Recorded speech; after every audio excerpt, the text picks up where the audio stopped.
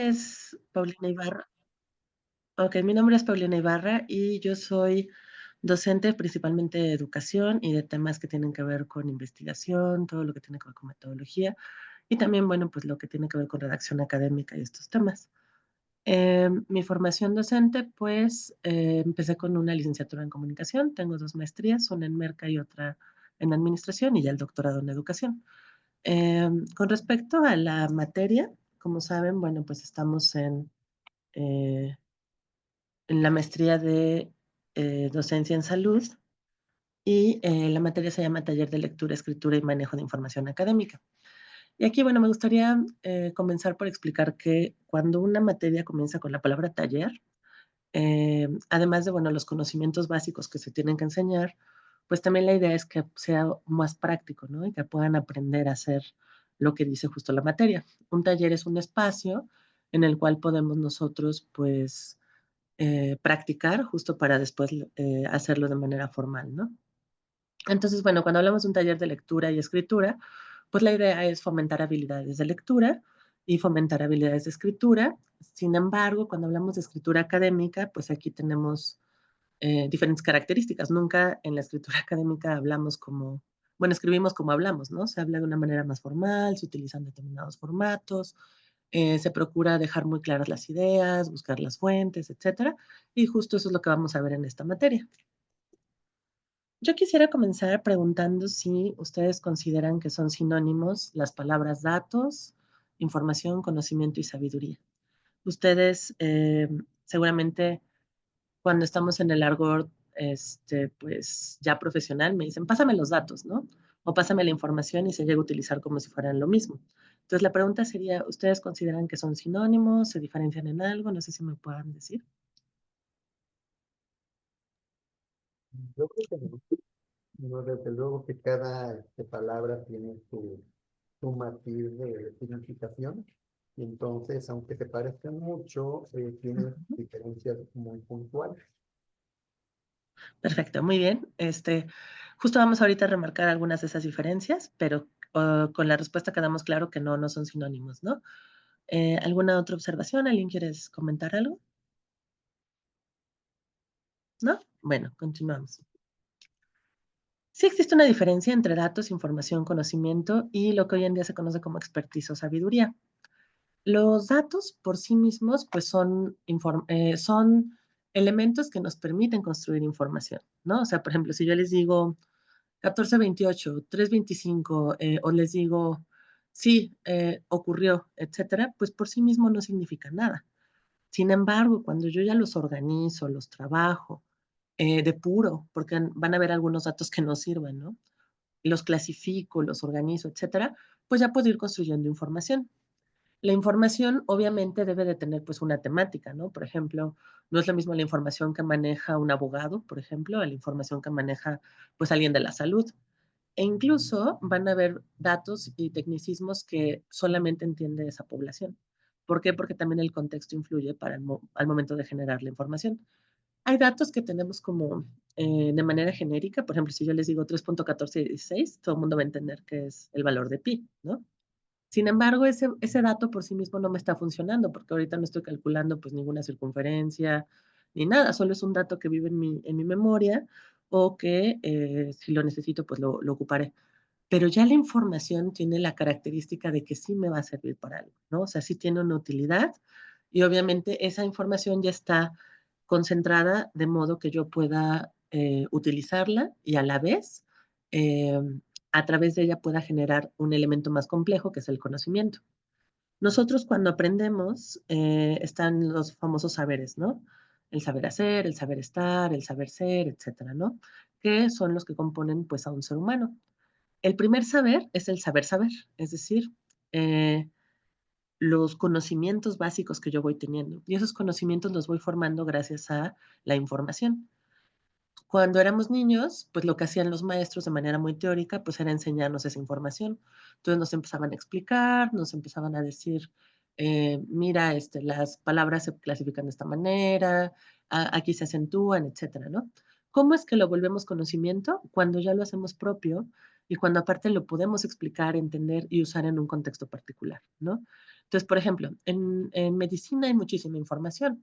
O sea, va a haber información sobre, por ejemplo, tratamientos, va a haber información sobre casos, a lo mejor de cómo resolvieron algún caso en particular de alguna enfermedad compleja. Va a haber información de muchísimo tipo, pero no toda esa información me sirve para lo que yo voy a necesitar. Entonces, ahí también tengo que saber de entrada cómo clasificar los datos, cómo diferenciarlos, verificar que vengan de una fuente confiable, etcétera. Luego esa información de toda la que hay, segregar y solo la que me funcione, porque si no caigo pues en un elemento de entropía, sobre todo cuando pues hay tantas fuentes de consulta, yo me meto a internet y busco información y me aparece muchísima, y de ahí ya cuando yo la leo, la interpreto, la clasifico, la hago mía y la puedo explicar y aparte la uso en un contexto, pues ya sería un conocimiento. Y llegamos al nivel de expertise o de sabiduría cuando ya hay esa metacognición, nosotros le llamamos cuando es la reflexión de ese propio conocimiento, ¿no?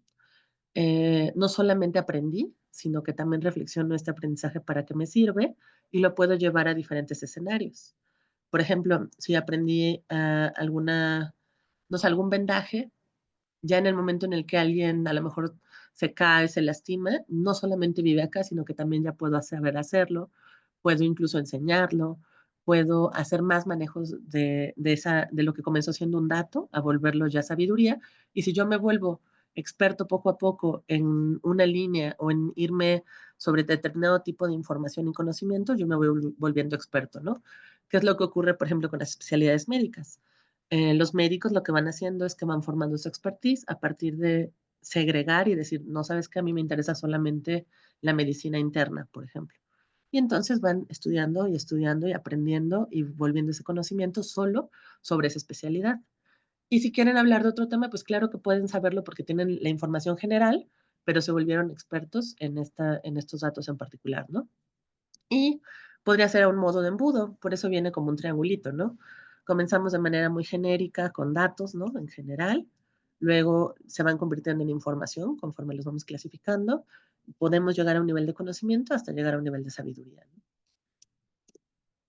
Ahora, sobre, sobre todo ahorita explicaba que hay muchísima información, entonces, ¿cómo le vamos a hacer justo para poder diferenciar lo que sí sirve de lo que no sirve?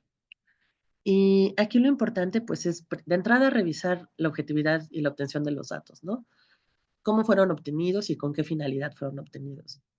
Por ejemplo, cuando son, no sé, momentos en donde alguien quiere tener la razón, por ejemplo, no sé, vamos a poner el contexto de elecciones, ¿no? Cada partido político dice que tiene a su ganador, ¿no?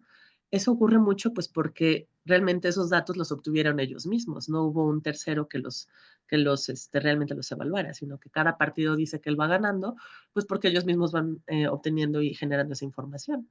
Probablemente en esa obtención de información haya un sesgo.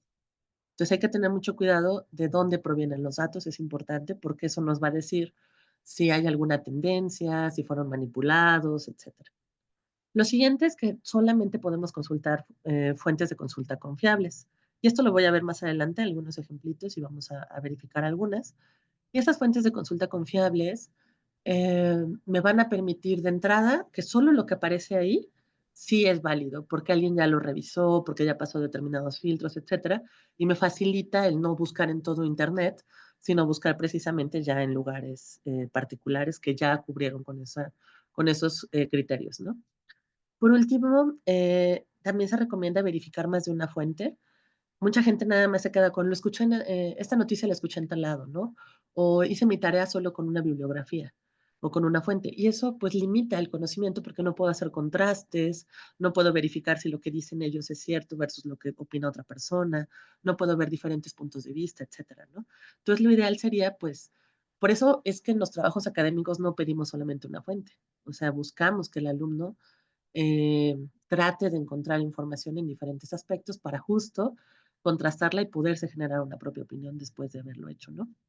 Y aquí, por ejemplo, les hice un esquemita donde viene que los datos, obviamente, hay varios procesos y en esos procesos se puede atorar. Por ejemplo, se puede atorar desde la obtención de la información, como ya mencioné el ejemplo de las campañas políticas, se puede atorar al momento de registrar. Por ejemplo, estoy paseando los datos y en vez de poner les ha pasado últimamente, ¿no? En vez de que sea hombre, pongo que es mujer Y la rectificación de datos incluso cuesta trabajo o cuesta dinero incluso, ¿no? ¿Por qué? Pues porque hubo alguien que al momento de almacenarlos no lo hizo correctamente. Otro problema en los datos es, por ejemplo, justo el almacenamiento. Resulta que estaban en una base de datos y después hubieron modificaciones, etcétera. También eso puede afectar la calidad de los datos, el resguardo de los datos también puede verse afectado y luego si hubo una modificación o destrucción de los datos. Entonces, por eso yo tengo que verificar que de dónde estoy obteniendo la información no haya sufrido ninguno de estos problemas en ningún momento del proceso, ¿no? Y bueno, me gustaría empezar con una actividad. Les puse en el chat una liga. No sé si los dos tienen acceso a la misma. Sí, podemos darle clic, porfis. Nos va a abrir una pantalla en Mentimeter. Mentimeter es una aplicación que nos sirve a los docentes para hacer preguntas. Perdón, Y aquí nos va a aparecer, ¿sí? perdón, no la compartió. ¿No? ¿En el No, chat no se las puse? no está. Voy. La vuelvo a copiar.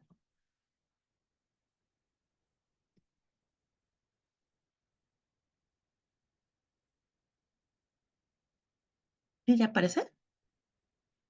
Perfecto. Podemos ingresar, por favor. Vamos a generar entre todos una nube de palabras. Las nubes de palabras, bueno, nos sirven para ver qué es lo que más opina la mayoría y poder ver, pues, qué fuentes de consulta confiable conocen. Entonces dice, menciona algunas fuentes de consulta confiables. Y en estos espacios pueden meter hasta 3 opciones y darle al final submit. Entonces, ¿qué fuentes de consulta confiable conocen? Que ustedes hayan escuchado.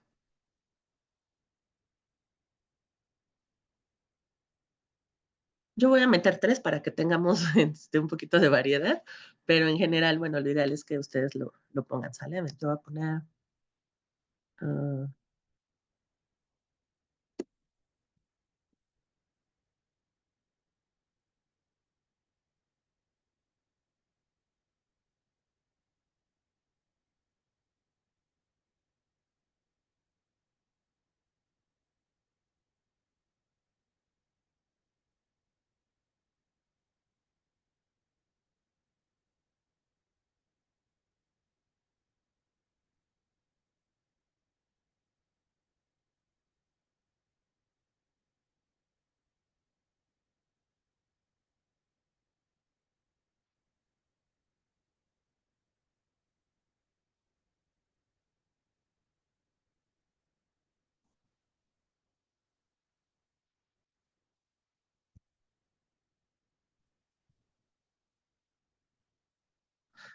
¿Cómo van? ¿Sí las pudieron ingresar?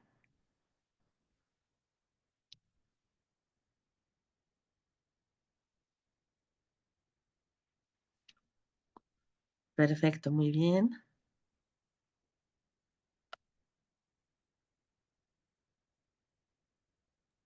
Estoy seguro si así se llama o así se escribe PubMed. Ah, PubMed. Ajá, es M-D, de médico, PubMed. Ah, PubMed. Ajá. Pero está bien, no hay ningún problema. Bueno, nada más nos faltan 3. No sé si nos puedas apoyar, por favor, con los últimos.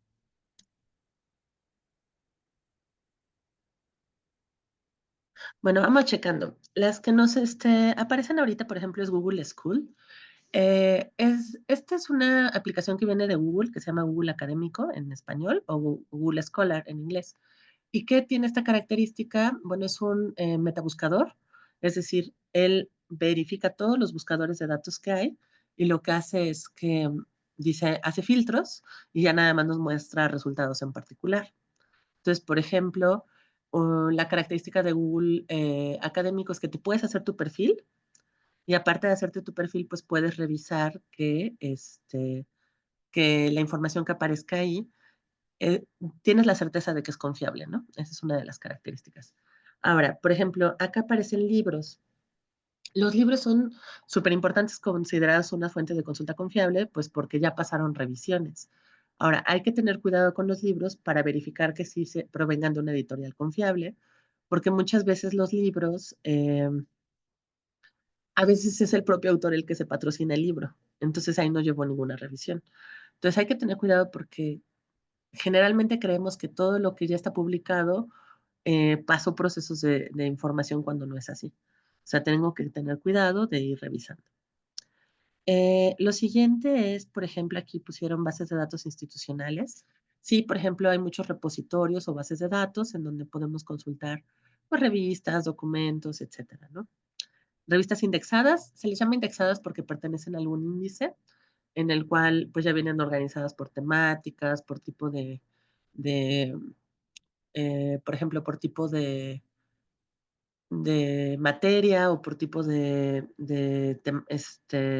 por ejemplo, hay revistas sobre determinadas enfermedades oncológicas, por ejemplo, o revistas solamente para enfermería, etcétera, ¿no? Hay muchísimos tipos de revistas ya clasificadas, dependiendo de la temática, dependiendo de la información.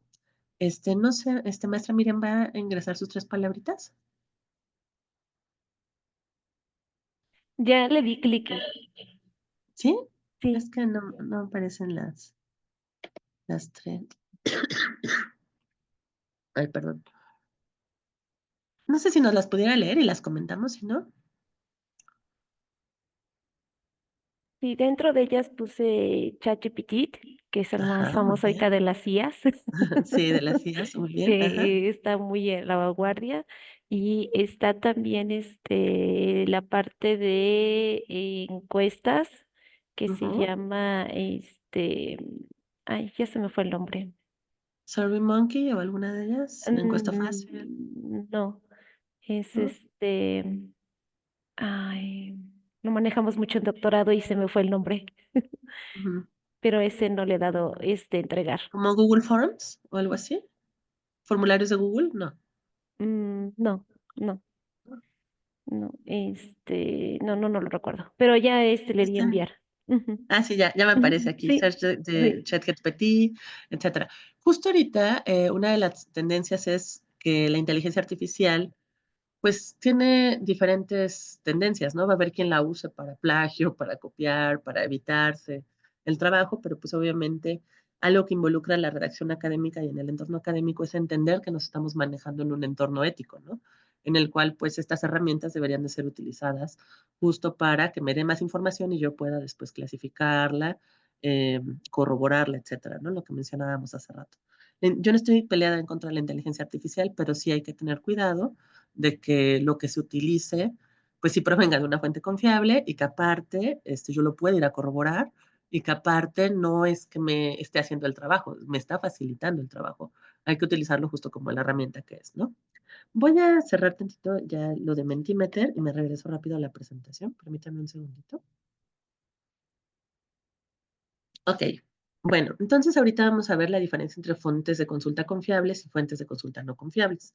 Ahorita lo que vimos fueron algunos ejemplos. ¿Qué otros ejemplos bueno, qué otros tipos hay? Pues tenemos, por ejemplo, los documentos oficiales, todos los documentos que emite el gobierno, aunque llegaran a tener algún errorcito o algo así, se toman como fuente oficial porque hay una secretaría, etcétera, que lo respalda, ¿no? Una ley, etcétera.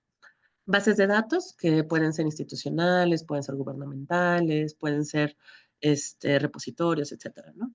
Videos, ahí hay que tener cuidado con los videos. Por ejemplo, ahorita con YouTube y con todo este tipo de aplicaciones, lo ideal es que provengan de un canal que sí esté registrado. Por ejemplo, la UNAM tiene su propio canal, Harvard Review, etcétera, ¿no? Como verificar que realmente provenga de una fuente verificada y que en ese caso, por ejemplo, las conferencias o lo que muestren, pues sí sea respaldado por una institución sobre todo. Porque ¿Por qué respaldado por institución? Porque de esa manera sabemos que por lo menos alguien lo revisó y alguien se está haciendo responsable de esa información.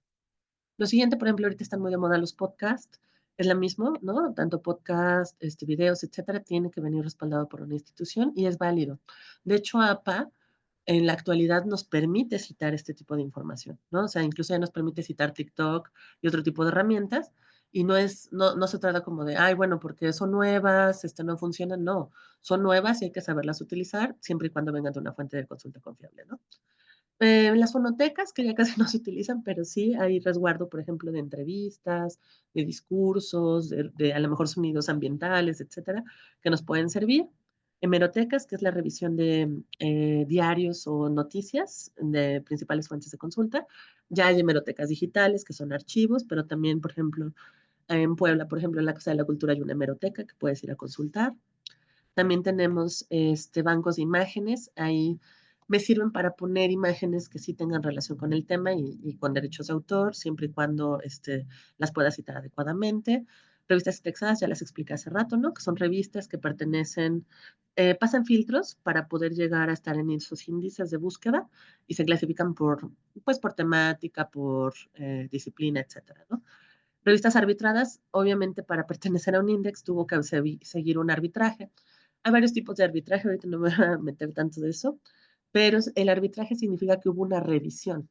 O sea, una revisión, generalmente el arbitraje es ciego, es decir, nadie más conoce mi trabajo, yo lo envío a la revista, ellos no saben quién soy, y de manera anónima lo revisan y aprueban si va a estar o no publicado, ¿no? Tenemos los tesauros, que los tesauros son agrupaciones de conceptos por disciplina. Por ejemplo, los abogados tienen su tesauro, los médicos tienen su tesauro, etcétera. Y los tesauros, bueno, vienen de la palabra tesoro en latín, que significa como ir agrupando estos vocablos que se utilizan en determinada región. Van a haber tesauros, por ejemplo, de México y va a haber tesauros en otro lado porque, pues obviamente los significados van cambiando dependiendo del contexto, aunque la idea es unificarlos, ¿no? La idea es unificarlos a nivel internacional, aunque es complejo porque hay muchas cosas que no se pueden unificar, ¿no? Tenemos enciclopedias, que, bueno, ya son un poquito obsoletas hoy en día, pero todavía la enciclopedia no es otra cosa más que la agrupación del conocimiento por temáticas nuevamente, o por orden alfabético, etcétera, ¿no? Ya hay incluso, bueno, comenzamos hace unos años con enciclopedias como Encarta, etcétera. Había muchísimo en todas las casas, antes tenía su enciclopedia, ¿no? Y cualquier duda iban y la consultaban. Hoy en día hay enciclopedias digitales que también nos permiten hacer eso. Los libros, ya también los había mencionado, diccionarios, pinacotecas, que es donde se guardan resguardo de obras de arte, y los journals, que los journals son agrupaciones de personas interesadas en hacer investigación, hay journals médicos, hay journals de todo tipo, ¿no? Bueno, entonces, ¿hasta ahí alguien tiene alguna preguntita? Y nada ¿No? más un comentario respecto a Sí. los TikToks que prohibieron en Estados Unidos. ¿Por Ujú. qué? ¿Tiene algún riesgo o simplemente no quieren saber la opinión de la gente? Bueno, según las noticias que he revisado ahorita sobre los TikTok, tiene más una connotación política, ¿no? Es porque como TikTok agrupa muchísimos datos sobre comportamiento, segmentación, etcétera, y es una compañía china, el gobierno de Estados Unidos prefiere tener esos datos y está obligando a la compañía más bien a que se atienda a dar sus datos, que ya recuperó, de manera gratuita, lo cual la compañía no lo quiere hacer, o vender a algún persona con capital de Estados Unidos para que puedan seguir operando. Y ahorita, de hecho, dieron la extensión de que pueda seguir funcionando en lo que se ponen de acuerdo, ¿no? De hecho, antier salía como una imagencita que decía que TikTok dejó de funcionar en Estados Unidos y ayer ya volvió a reactivarse y dice, por el presidente Trump y por las cuestiones que determina, va a seguir funcionando hasta nuevo aviso, ¿no? Pero ahí más bien es una cuestión política y sí tiene que ver con los datos. Ahí lo que, lo que están tratando de hacer es, pásame los patrones de consumo, pásame toda la información que tienes de nuestras personas que existen acá en Estados Unidos, pues para venderlos a compañías, para saber el comportamiento, etcétera, pero China no lo quiere hacer, pues obviamente pues porque son países contrincantes, ¿no? Principalmente incluso con modelos de negocios y modelos, más bien modelos de gobernanza diferentes, ¿no? Entonces, pues va por ahí. Pero obviamente a ese es un claro ejemplo de que la información es poder, ¿no? Y los datos son poder. Porque con esos datos, pues hoy en día, por ejemplo, decimos lo del algoritmo, ¿no? Es que parece que el celular me lee la mente. Pues no, o sea, tú le has dado toda la cantidad de datos necesarios, desde ubicación, qué te gusta, qué no te gusta, cuánto tiempo pasas viendo un anuncio, etcétera, para que él genere patrones y pueda determinarte, tú estás buscando esto, ¿no? Entonces, ¿Y eso la información justo. tiene que ¿Mande? ver con la Big Data y los metadatos? Exacto, ahí ya nos metemos con otro tipo de datos. Ahorita hablábamos como de datos muy genéricos, ¿no? Muy Sí. básicos, pero ahí sí ya nos metemos con justo con Big Data, ¿no? Que ya trabaja con geolocalización y con otro tipo de datos más complejos. Sí, de hecho Muy van a bien. llevar una asignatura de Big Data estos alumnos. Ah, qué padre, súper bien, qué bien que lo lleven, porque, pues, no es tan fácil de manejar esas cantidades de información, ¿no? Sobre todo ya cuando se manejan bases de datos cruzadas y ver patrones, etcétera, sí se necesita, pues, mucho, incluso deducción y matemáticas para poder determinar patrones, sobre todo. Pero muy Y no bien, qué puede ver bueno. las manitas levantadas, ¿verdad? Cuando está presentando. No, no me aparece, perdón, no, Entonces, no. Miriam está levantando la mano. Ah, sí, perdón. Ajá, me aparece aquí, veo Sí, las 3 caritas, pero no me aparece, la levantada, perdón. sí. Adelante. No, no se Tiene que preocupe. salirle Ah, ya, acá me un- sale Miriam Raise Hand. Sí, ya me salió ahorita. Sí. Ujú, De hecho, cuando levantan la mano, les sale un mensajito así como de bote de que están ujú. levantando la mano la persona que está etiquetada con su nombre.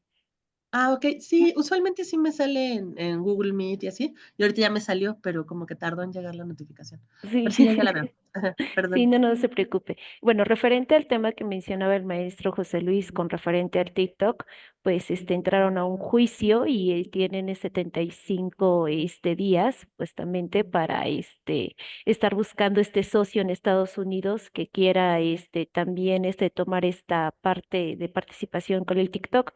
Pero de hecho, el dueño de TikTok, pues no es lo que busca, ¿no? Y realmente él quiere a alguien que se afine a él con su idea, su filosofía, pero aquí lo que están manejando políticamente es esta parte del manejo de datos de espionaje, ¿no? Y más ahorita con la idea que trae la Exacto. filosofía de Trump, ¿no? Sí. Entonces es algo medio complejo, pero solamente es mencionar acerca de ese punto era.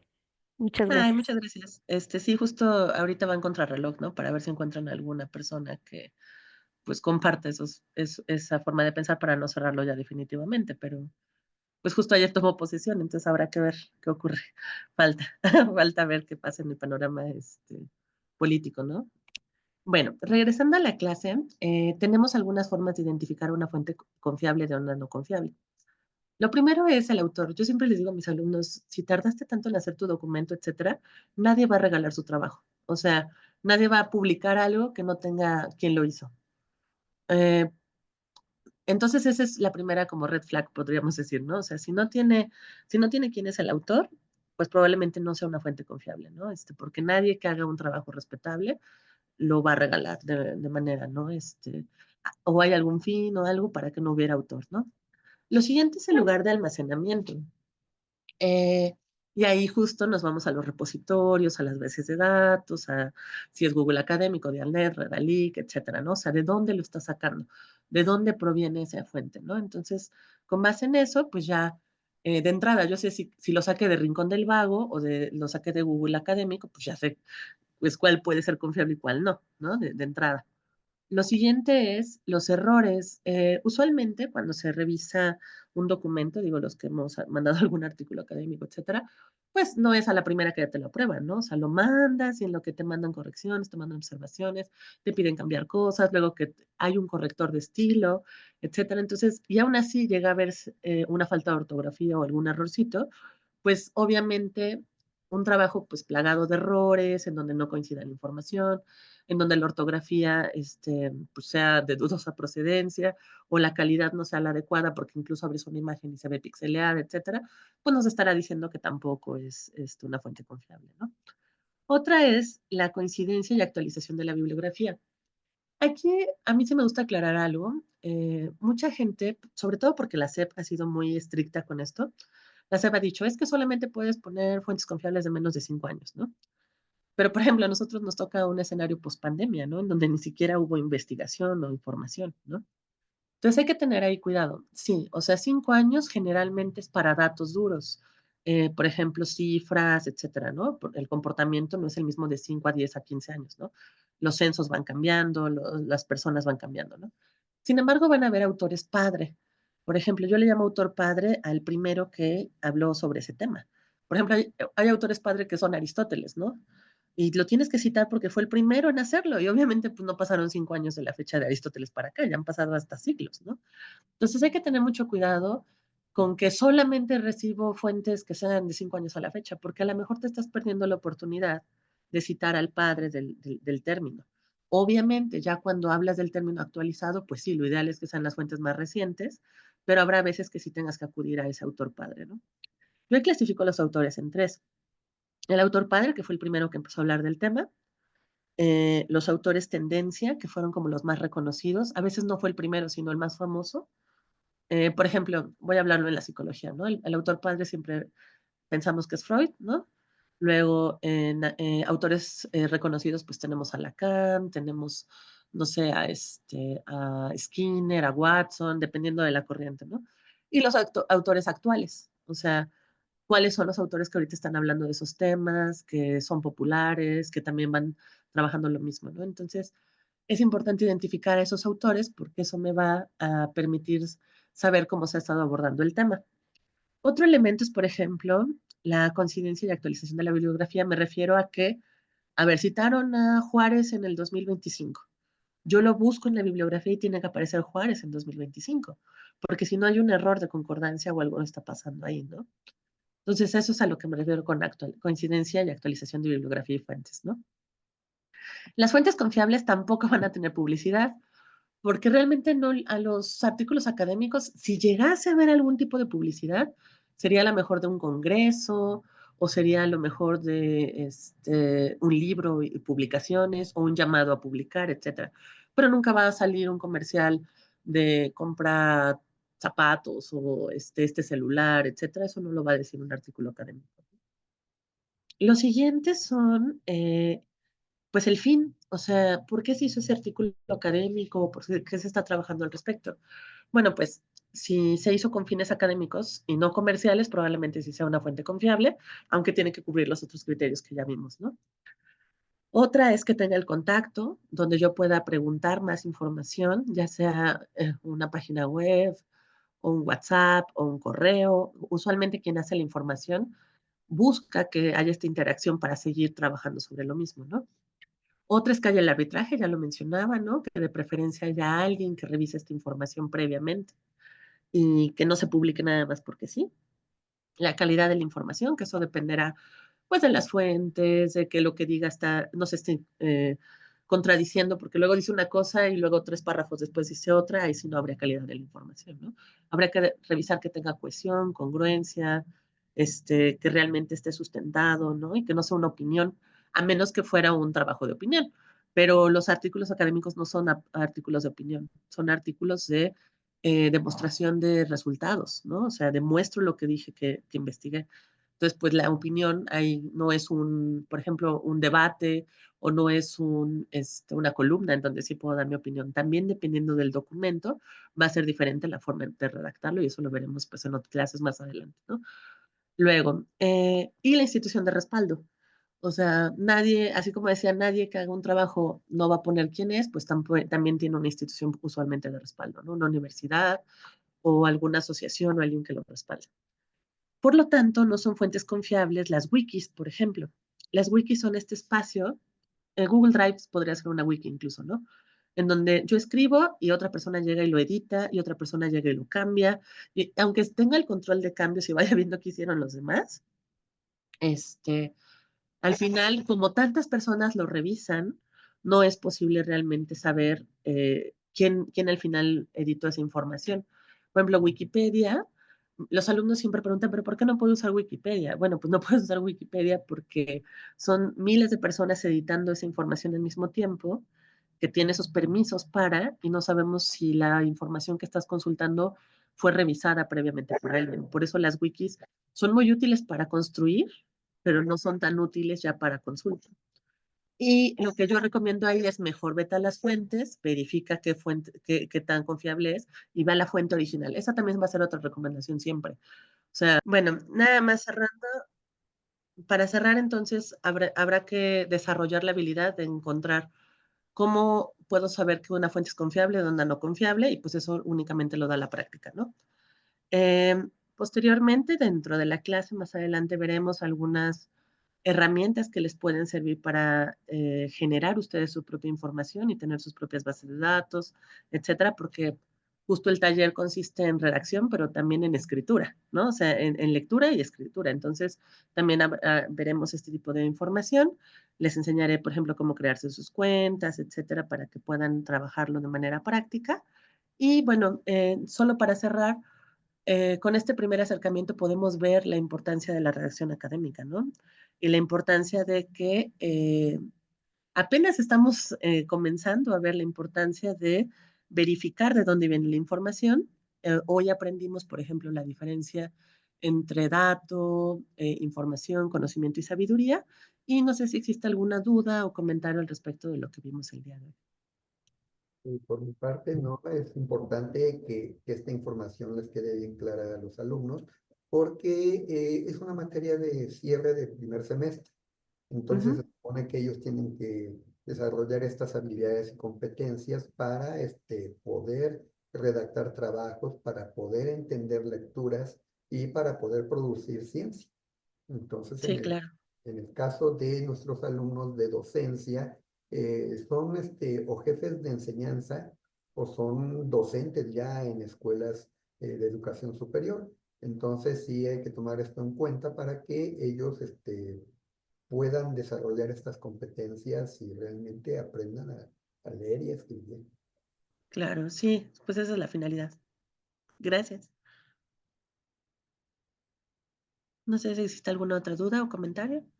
Pues bien, de mi parte sería este punto que siento que es muy vital, como bien menciona el maestro Quetzalco, estas asignaturas son para docentes que ya se encuentran en el ámbito laboral y la mayoría de ellos son docentes que están dentro del área del sistema de salud impartiendo clases.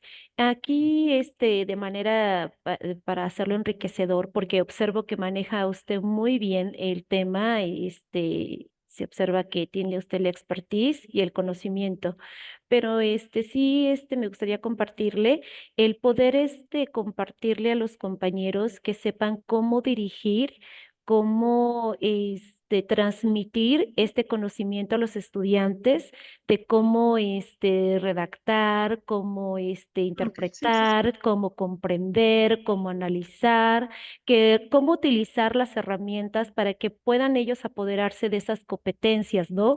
Porque lamentablemente hemos estado identificando que por la actividad diaria que tenemos ya actualmente profesionalmente, ya se ocupan menos en comprender lo que están leyendo. Tan solo una pequeña frase, una pequeña instrucción, no la comprenden, la leen, pero no están leyendo lo que están, más bien no están comprendiendo, perdón, lo que Entendido. están leyendo.